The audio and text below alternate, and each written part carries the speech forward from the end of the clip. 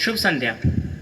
आज मैं सैन्य छात्र रौनक कुमार झा अपने समस्त कवि मंडल के साथ आप सभी के सामने कवि सम्मेलन का आयोजन करने के लिए कि हर वर्ष की भांति इस वर्ष भी हिंदी सप्ताह के अंतर्गत कवि सम्मेलन हमारी परंपरा रही है कि हम किसी भी शुभ कार्य का आरंभ दीप प्रज्वलित कर करते हैं।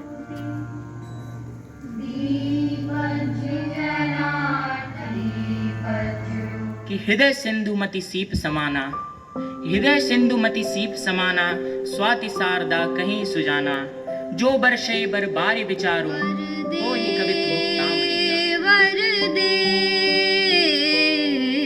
वीणा वादिनी वरदे वरदे वरदे वीणा वादिनी वरदे प्रिय स्वतंत्र रव अमृत मंत्र नव, प्रिय स्वतंत्र रव अमृत मंत्र नव, भारत में भर दे। क्रमांक संख्या 1596 आप सभी के समक्ष स्वरचित कृति को लेकर प्रस्तुत हुआ हूँ। अपनी स्वरचित कृति को गुनगुनाने से पहले मैं आप सभी को कविवर अनुपम जी की कविता का एक अंश सुनाना चाहता हूँ, जो आपको जीवन के हर डगर पर उत्साहित रखेगा। वह कुछ इस प्रकार से है कि पैरों से धक्का डाली पर पंखों से हवा धकेली है, कि पैरों से धक्का डाली पर पंखों से हवा धकेली है, वो आसमां में तूफानों से लड़ती जां अकेली है, लड़ती जां। सूरज की किरणें स्वर्णिम हो उठी, चांद की लालसा बढ़ चली, इसरो की इस मेहनत से सबकी आंखें चमक उठी। अंतरिक्ष में गूंज उठे हम चंद्रयान का गान लिए, चांद तिरंगे रंग में रंगा, नई एक पहचान लिए, नई एक पहचान। गिरधारी मोरे चाकर राखो जी, गिरधारी लला चाकर राखो जी, चाकर रैस्यों बाग लगास्यों, चाकर रैस्यों बाग लगास्यों। सबका पेट भरती हूँ, मेरे लिए बराबर है इस पे बसता जीवन सारा, जुड़े हैं सब एक दूसरे से, फिर भी सदियों से बह रही खून की धारा। मैं इतनी हूँ उपकारी, करती सब पे उपकार, मैं सबका जीवन धारी, किंतु इसका ना मुझे अहंकार। चल रहा युद्ध अंगूरों की आज बना लाया हाला, प्रियतम अपने ही हाथों से आज पिलाऊंगा प्याला, पहले भोग लगा लूं तेरा फिर प्रसाद जग पाएगा, सबसे पहले तेरा स्वागत करती मेरी मधुशाला, प्यास तुझे तो विश्व तपा कर पूर्ण। एवं मेरे प्रबुद्ध श्रोतागण, आज मैं सैन्य छात्र अनुजा अपनी एक कविता लेकर यहाँ उपस्थित हूँ। श्रोताओं, इस देश की एक बालिका होने के नाते समाज में हो रही दुखद घटनाओं ने मुझे चिंतन करने पर विवश कर दिया। अतएव इस देश की प्रत्येक नारी की वेदना को मैंने इस कविता में पिरोने का प्रयास किया है। कविता कुछ इस प्रकार है। वो नन्हे नन्हे पाँव और हाथ बंधे मुट्ठी में, वो नन्हे नन्हे पाँव और हाथ बंधे मुट्ठी में, हुआ आगमन एक नन्ही कली का इस जगजीवन में।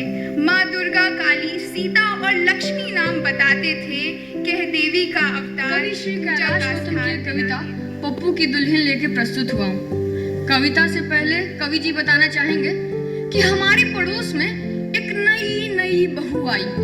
गर्मी के दिन थे, एक दिन छत पर से उसकी आवाज आई कि अम्मा जी, बाबूजी की खटिया मैंने खड़ी कर दी, आपकी भी कर दूं। दरअसल उसका आशय छत पर बिछी चारपाइयों का खड़ा करने से था, लेकिन इससे जो ध्वन्यार्थ निकलता है उसको मैंने अपनी कविता का विषय अपनी एक स्वरचित कविता जो मैंने विगत गणतंत्र दिवस के शुभ अवसर पर लिखा था, प्रस्तुत करने हेतु उपस्थित हूँ। जरा कविता पर ध्यान दीजिएगा और अगर हो सके तो साथ में गुनगुनाने का प्रयास अवश्य कीजिए।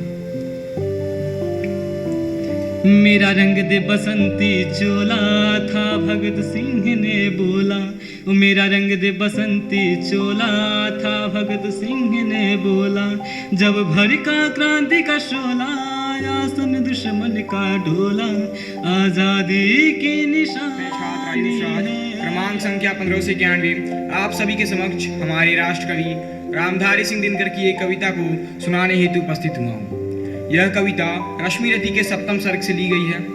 कविता को सुनाने से पूर्व मैं आप सभी को इसके नर के भीतर की कुटिलाग, बाजियों गजों की लोथों में गिर रहे मनुज के छिन अंग, बह रहा चतुष्पद और द्विपद का आप सबके समक्ष अपनी एक स्वरचित कविता का पाठ करने के लिए प्रस्तुत हूँ।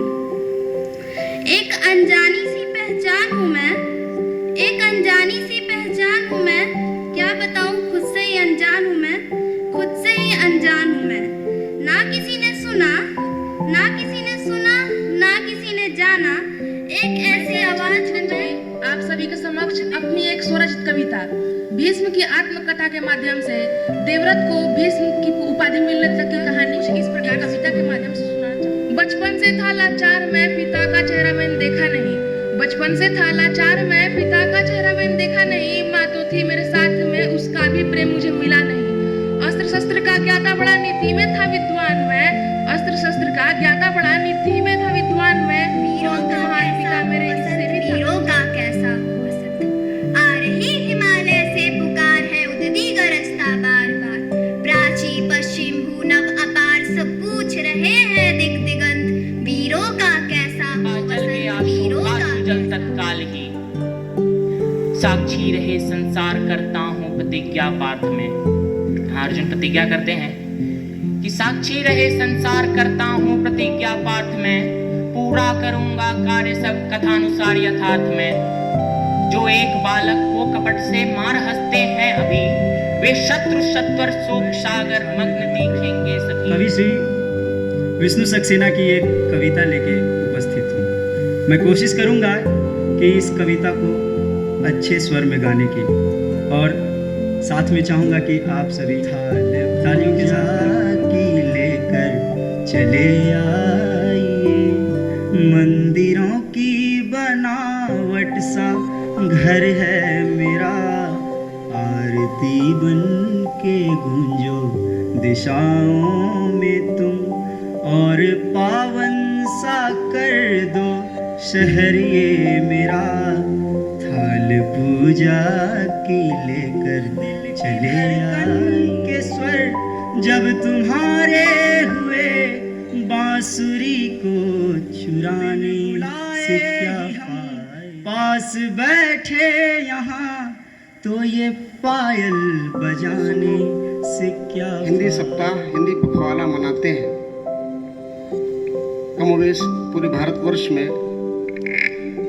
सभी सरकारी गैर सरकारी संस्थाओं में इसका आयोजन किया जाता है,